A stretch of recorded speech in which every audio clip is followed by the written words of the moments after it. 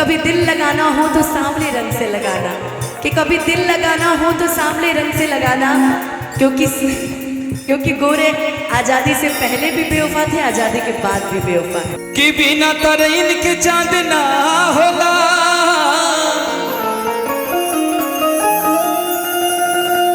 हर बिना सूरज के घाम ना होला, प्रेमी भले ही पुरान हो जाले भैया, प्रेम कबहू पुरान ना। प्रेमी कितनो पुरान हो जाओ बाकी प्रेम कबो पुरान ना होला। उम्र भले 80 के हो जाए लेकिन अगर सामने से प्रेमिका गुजर जाए तो मन पड़ला कि हाँ उम्र फिर से 18 साल के हो। अब इतना लोग आयल बात देख के क्यों गीत याद आवता हमके का कि गोरिया चांद के अजरिया हरनियन को पार हो। हम एगो चीज नोटिस करी कि जब हम तक बोलत नहीं शायरी बोलत नहीं तब वो लोग हिलत एकदम बढ़िया से।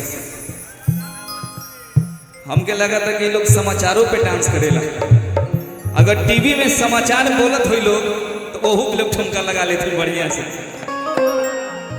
का जी समाचार पे भी डांस कर लेती है, लग तो वही रहा था कि गोरिया चांद की अजरिया हरनियन को पार हो,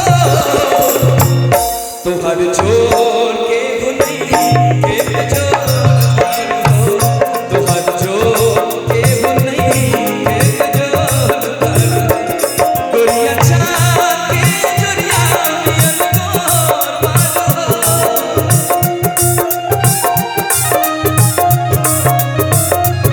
गोरिया चांद की अजरिया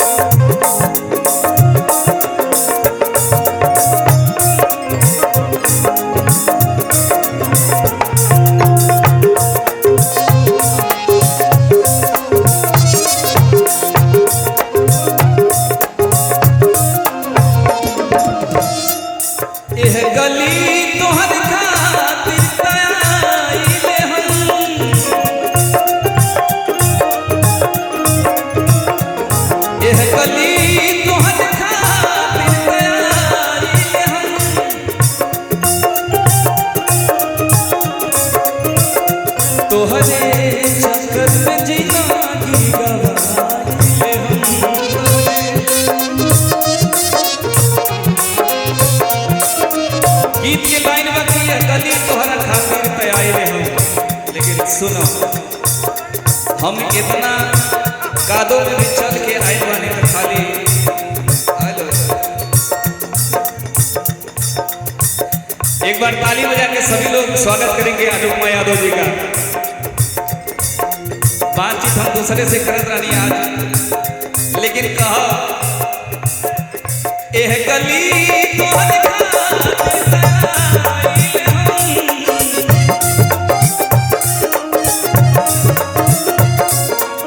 आज मैं आपकी तारीफ में क्या कहूँ, आप बिना तारीफ के भी लोगों को पसंद आते हैं।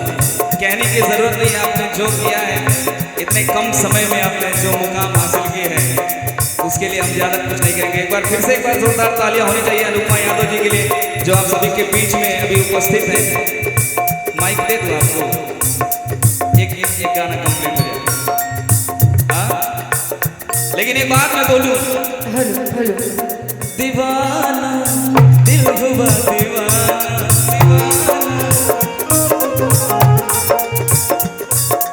नजर जो घूम के आई थी चुप के छाने लगा नशा, नजर जो घूम के आई थी चुप के छाने लगा नशा। दीवाना दिल हुआ दीवाना, दीवाना दिल हुआ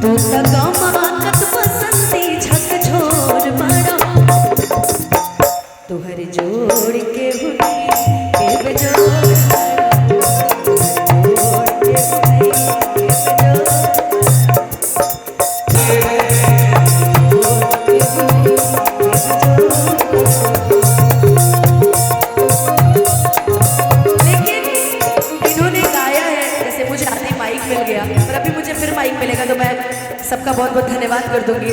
लेकिन उन्होंने गाया है मेरे लिए कि गोरिया चांद के अजोरिया लियन गोर बाड़ू।